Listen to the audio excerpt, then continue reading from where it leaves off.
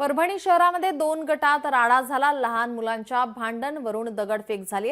या दगडफेकीमध्ये अनेक वाहनांच्या काचाही फुटल्या। 200 पेक्षा अधिक संख्येने आलेल्या जमावाने दगडफेक केल्याची माहिती मिळते। पोलिसांची धडक कारवाई। स्वतः पोलीस अधीक्षक घटनास्थळी पोहोचले होते। शहरात तणावपूर्ण शांतता, कायदेशीर कारवाई करण्याचा पोलीस प्रशासनाकडून सांगण्यात आलेला आहे। आपका क्या है साहब? अंदर जाइए, घर में जाइए, जाइए। कुठल्याही अफवांवर विश्वास ठेवू नये। जो कोणी अफवांवर विश्वास ठेवेल आणि सोशल मीडियावर काही उलट्या सुलट्या जर कोणी न्यूज टाकेल त्याच्या विरुद्ध कठोर कारवाई केली जाईल।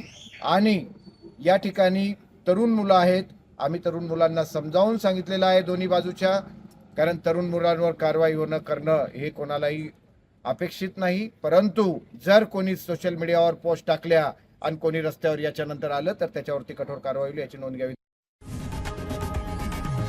लोकशाही मराठी ऐका, पहा, जागरूक रहा।